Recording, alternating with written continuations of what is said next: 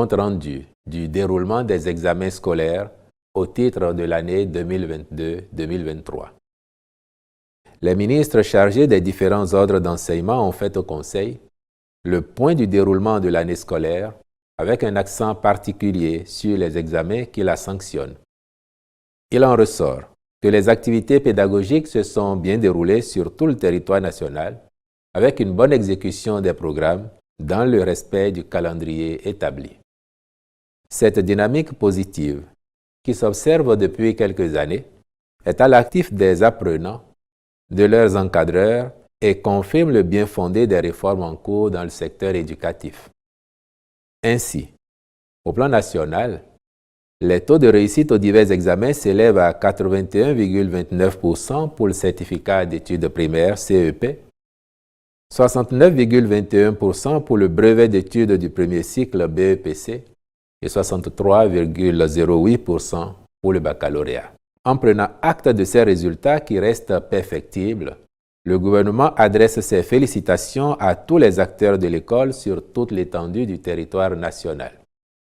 Il relève cependant que la pratique consistant à classer les départements par ordre de mérite manque de pertinence.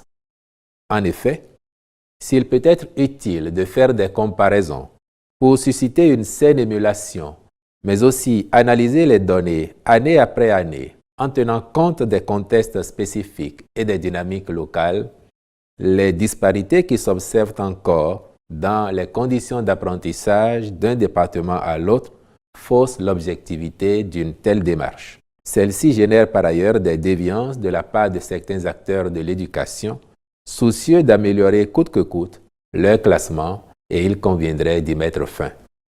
Le Conseil encourage tous les acteurs de notre système éducatif à poursuivre ces efforts qui participent de la performance continue de l'école béninoise.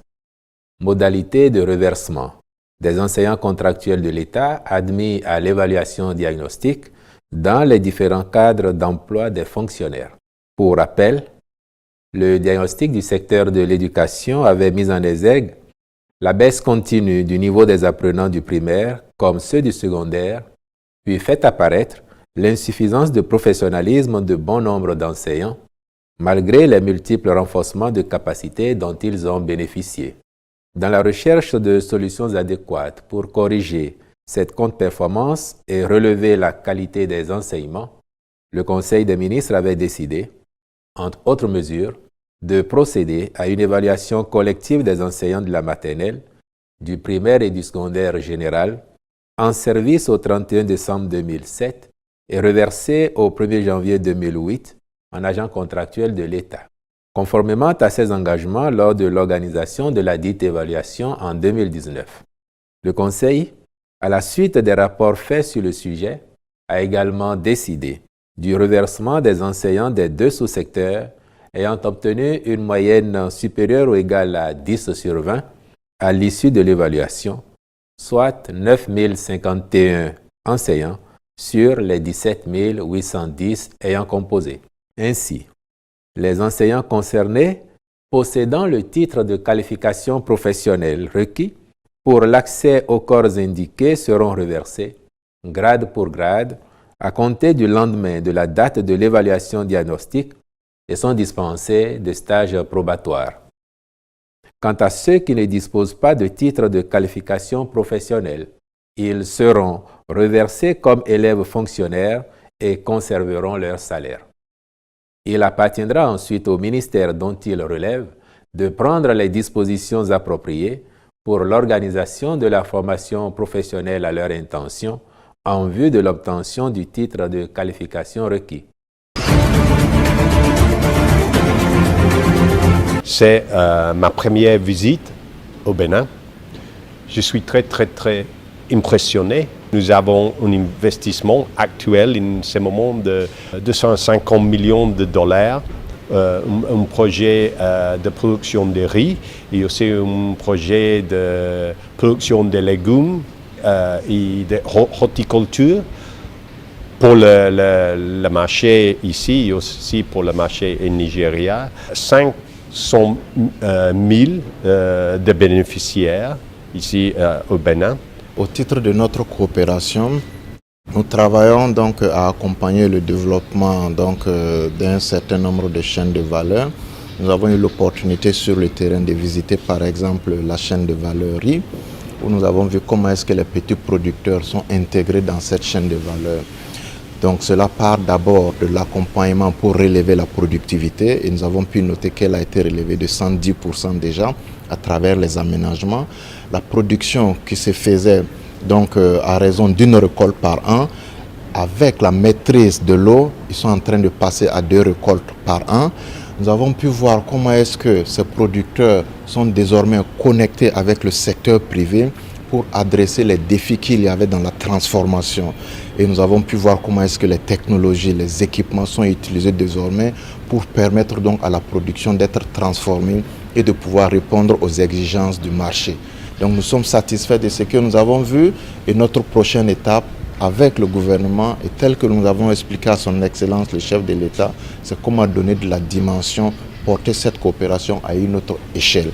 Le vice-président a eu l'opportunité de confirmer à son Excellence, Monsieur le Président de la République, que nous allons ouvrir un bureau ici pour renforcer cette coopération vieille de 4 décennies. Le Fonds international de développement agricole nous accompagne depuis 45 ans. Le portefeuille du Bénin était grippé. Et depuis 3 ans, 4 ans, il a été très apprécié. Ce qu'on a vu sur le terrain montre très bien que nous avons mis en place un certain nombre de réformes qui donnent leurs fruits. Et nous avons démontré à nos partenaires que les besoins du terrain sont plus importants que les enveloppes disponibles aujourd'hui. Il faut ouvrir, il faut satisfaire davantage. Il faut contribuer au financement de l'agriculture et surtout à la formation des gens qui sont dans le secteur agricole. C'est cela que nous avons aussi demandé expressément au FIDA et nous allons davantage travailler pour que le capital humain soit formé, renforcé dans ses capacités et qu'on retourne à l'agriculture confiant de gagner.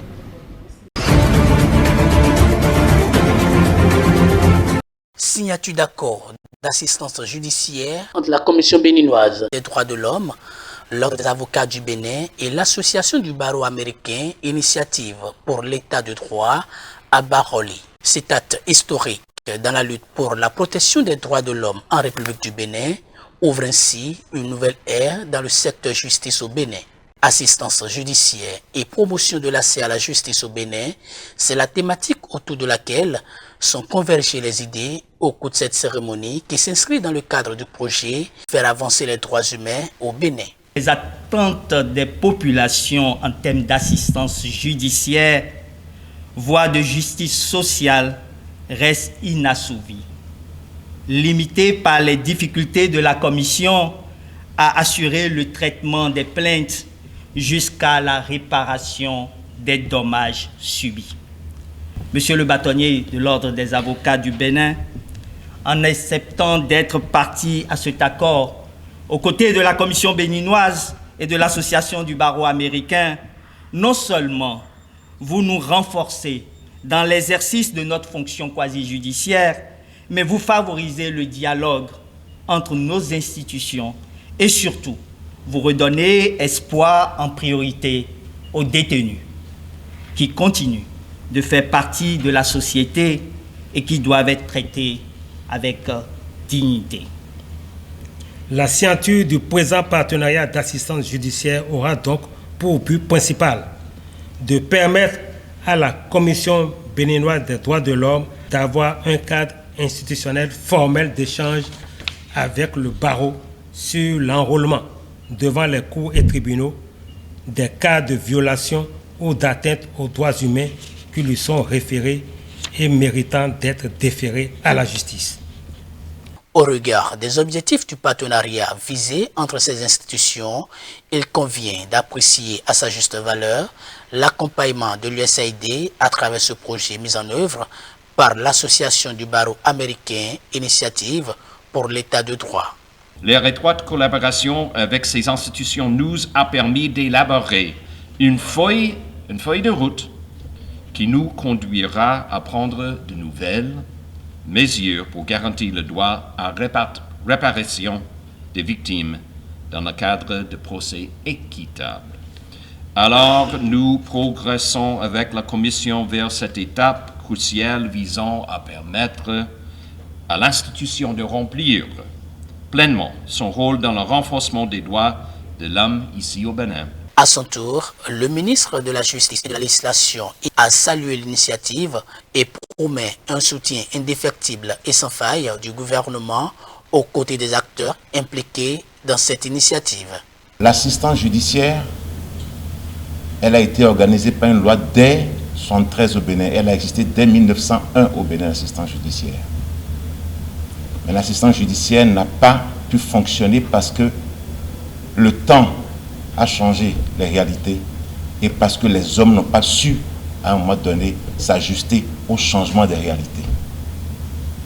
Aujourd'hui, nous venons à une étape où il faut ajuster les réalités avec nos volontés. Et donc, les initiatives ont été prises. D'abord pour que d'ici la fin du mois d'août, l'ensemble des situations de détention anormalement longues soient entièrement réglées. La photo de famille a mis un terme à cette cérémonie.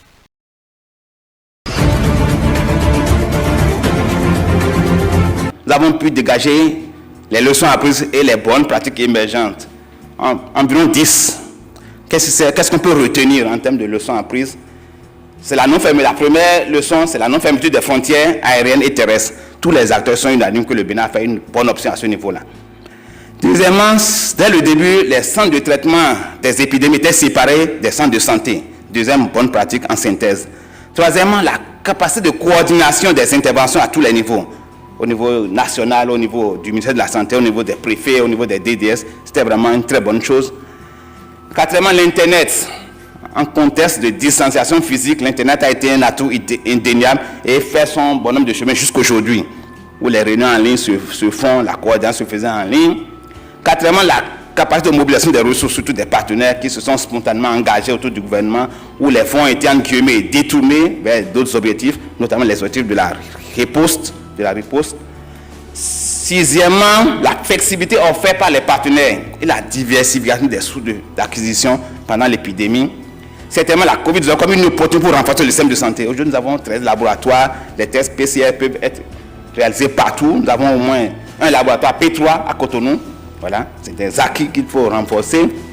Huitièmement, la culture de la documentation des acquis. Je crois que tout le monde est revenu là-dessus. Il faut vraiment qu'on documente les acquis. Il y a tellement encore de zones d'ombre, puisque nous devons nous attendre à de nouvelles épidémies. Tout le monde est d'accord pour ça. Neuvièmement, la nécessité d'impliquer les comités d'engagement communautaire. Et enfin, la COVID-19 comme une opportunité pour pérenniser le mécanisme de gestion des plaintes dans le domaine de la santé. La première leçon apprise concerne la qualité du leadership et la coordination des interventions du projet. Ça, vous pouvez tous le reconnaître. Ensuite, nous avons l'implication des autorités au plus haut niveau. Tous les acteurs qui sont ici sont unanimes. Vous pouvez constater aussi la présence dans la salle, à quel point tout le monde a été impliqué dans la mise en œuvre du projet. Nous avons ensuite la priorisation des priorités du pays comme activité du projet, la synergie d'action entre les partenaires dans la mise en œuvre. Les partenaires sont ici et peuvent en témoigner. À l'endroit du ministère de la Santé, 3 recommandations, c'est de veiller à la pérennisation des acquis du projet en partageant les bonnes pratiques issues de l'expérience, de veiller aussi à l'entretien de toutes les infrastructures mises à disposition pour une utilisation optimale et enfin d'établir un plan d'amortissement des équipements et infrastructures pour anticiper leur remplacement et maintenir les capacités acquises par le pays. Le projet a contribué beaucoup plus après l'acquisition des incinérateurs et de leur installation, à former le personnel dans le cadre de son utilisation. Et une action phare aussi a été la destruction, l'incinération des flacons de vaccins, notamment 54 000 doses au moins qui ont été incinérées lors du processus de mise en œuvre du projet. En ce qui concerne, il y a eu également des mesures concernant la santé et la sécurité de la communauté, notamment dans le cadre de la prise en charge des MAPI. Et enfin, en ce qui concerne la mobilisation des parties prenantes, le projet a beaucoup fait dans ce sens à travers la mobilisation des différents acteurs qui sont ici et également pour ce qui concerne le renforcement de capacité des différents acteurs. Au Kenya, les rues de la capitale Nairobi, habituellement animées, étaient calmes et de nombreux commerces avaient gardé leur rideau baissé à l'appel de la coalition Azimio. C'est la troisième fois depuis le début du mois de juillet que l'opposition organise de telles journées qui paralysent l'économie. Pour cet homme, il faut poursuivre ses actions pour faire plier l'exécutif.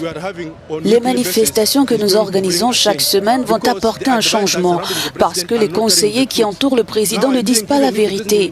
Maintenant, je pense que même si le président rentre chez lui, même tard dans la nuit parce qu'il est très occupé, il pourra voir aux infos la souffrance de son peuple. L'opposition entend manifester jusqu'à vendredi prochain contre la hausse du coût de la vie née de la levée des subventions sur le carburant et de l'imposition des taxes sur les produits pétroliers, sur les salaires, les entreprises et plusieurs autres produits. Devant ce blocage, certains Kenyans militent pour le retour au calme. J'aimerais que les manifestations cessent. Nous devons donner au président le temps de tenir ses promesses. Il est évident que cela affecte notre activité, le secteur des matatu par exemple, parce que les gens ont peur. Comme aujourd'hui, ils sont restés chez eux par peur, parce qu'ils voient l'insécurité. À Nairobi, Mombasa et Kisumu, les écoles publiques étaient fermées ce mercredi et les activités tournaient au ralenti.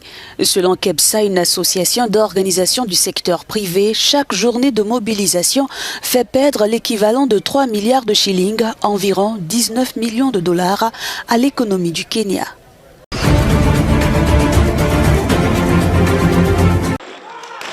Dans plusieurs villes du Kenya, mercredi, manifestants et forces de l'ordre s'affrontaient à coups de jets de pierre et gaz lacrymogène lors d'une journée tendue de protestation contre la cherté de la vie. Plus de 300 personnes, selon le ministère de l'Intérieur, ont été interpellées et plusieurs autres ont été blessées, notamment à Nairobi. Cet habitant appelle au dialogue. Tout ce que nous gagnons, nous le dépensons en nourriture. En ce moment, il n'y a pas de travail, nous souffrons. J'invite le président Ruto et Raila Odinga au dialogue. Le gouvernement devrait cesser de se taper la poitrine. Ruto fait du tort en bombant le torse. Ce mouvement de protestation qui secoue le Kenya depuis plusieurs mois divise. Quand certains soutiennent qu'il faut donner de la voix pour obtenir gain de cause, d'autres par contre estiment le contraire et appellent à une accalmie, la voie vers une sortie de crise. Je ne soutiens pas les manifestations, encore moins cette augmentation du coût de la vie. Mais il est important que les gens cherchent d'autres moyens, comme le dialogue, et trouvent des solutions. Les morts et les destructions de biens ne serviront à rien et ne feront qu'aggraver les choses. Nous avons vu des gens mourir et des biens détruits, c'est dévastateur. La mobilisation de mercredi semble avoir été moins violente que celle du 12 juillet, où 9 personnes ont été tuées. Depuis mars, les protestations contre la politique du gouvernement et la hausse du coût de la vie ont fait au moins 20 morts.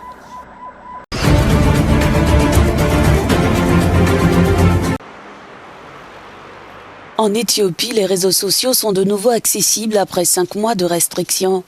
Mercredi, Facebook, Telegram, TikTok et YouTube étaient ouverts à tout utilisateur depuis le réseau Ethio Telecom, a constaté l'ONI, une association qui avait signalé des blocages sur les sites internet et applications. Ces derniers mois, pour accéder à ces plateformes, il fallait utiliser un réseau privé virtuel, un dispositif qui permet de se connecter en modifiant sa localisation. Les autorités ont coupé Internet le 9 février dernier pour tenter d'apaiser les tensions entre des responsables de l'Église orthodoxe d'Éthiopie qui appelaient à manifester contre la création d'un synode dissident. Cette scission au sein de l'Église a déclenché des affrontements meurtriers. Le calme est depuis revenu après des efforts de médiation entrepris par le gouvernement. Cependant, cette interruption des réseaux sociaux a coûté aux entreprises 42 millions de dollars de pertes selon l'Internet Society. Les chiffres pourraient être beaucoup plus élevés, estiment d'autres sources.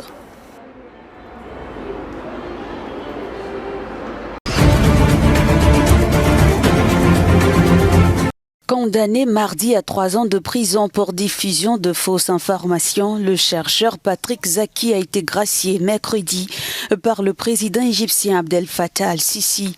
Après 22 mois de détention préventive, il s'était présenté libre devant une cour d'exception qui le jugeait pour la parution d'un article en 2019 où il dénonçait des violations des droits des Coptes, la plus importante communauté chrétienne du Moyen-Orient.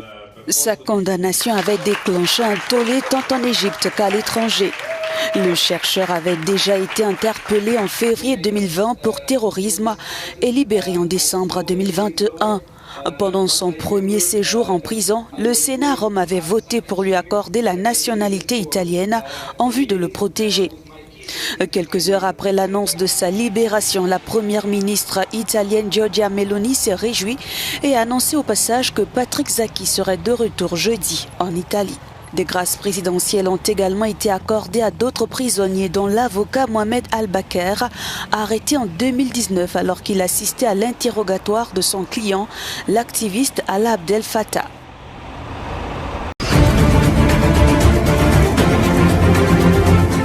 Au moins 34 personnes ont été tuées et 12 autres ont été blessées mercredi lors d'une collision entre un autocar et un véhicule près de Tamanrasset dans l'extrême sud de l'Algérie à environ 2000 km de la capitale Alger. Selon la protection civile, l'accident suivi d'un incendie s'est produit vers 4 heures du matin près du village d'Outoul, à l'ouest de cette région. Les opérations d'extraction et d'évacuation des victimes se poursuivent. La plupart ont été brûlées vives selon plusieurs médias locaux qui ont diffusé des images de l'autocar en proie aux flammes. C'est l'accident le plus meurtrier survenu dans cette région depuis fin décembre 2020 quand 20 personnes avaient trouvé la mort et 11 autres avaient été blessées lorsque leur véhicule s'était renversé près de Tamanrasset. La vitesse des automobilistes, y compris des conducteurs de transport en commun, est la principale cause des accidents en Algérie, selon la délégation nationale de la sécurité routière. Le pays a enregistré en 2022 près de 23 000 accidents de la circulation qui ont fait environ 3 500 morts et des milliers de blessés, selon cette agence.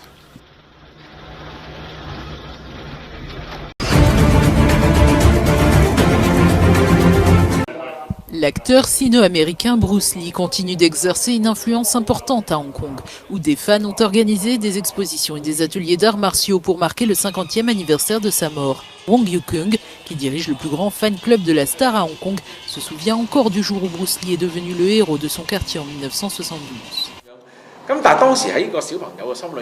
Il a laissé une impression inoubliable dans l'esprit d'un enfant comme moi. Comment un homme pouvait-il être aussi extraordinaire? J'avais 12 ou 13 ans à l'époque et c'est un âge formateur. Je pense que les enfants, surtout les garçons, ont besoin de se référer à une idole avec laquelle ils pourront grandir et apprendre.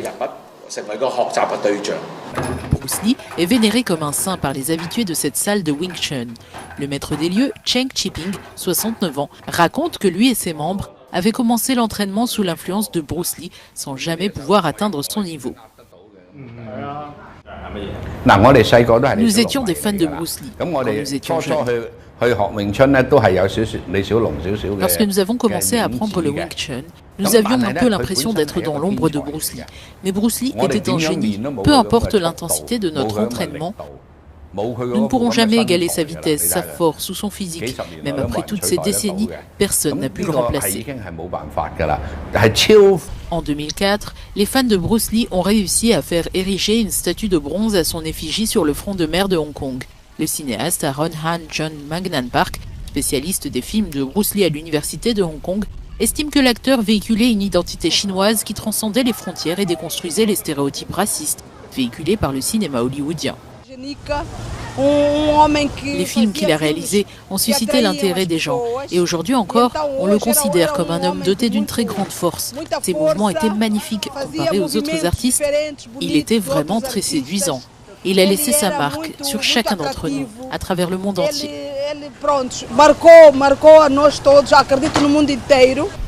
Le 20 juillet 1973 à Hong Kong, Bruce Lee succombait à un œdème cérébral. Après autopsie, l'as des arts martiaux aurait fait une réaction allergique rare aux analgésiques qu'il prenait pour ses migraines.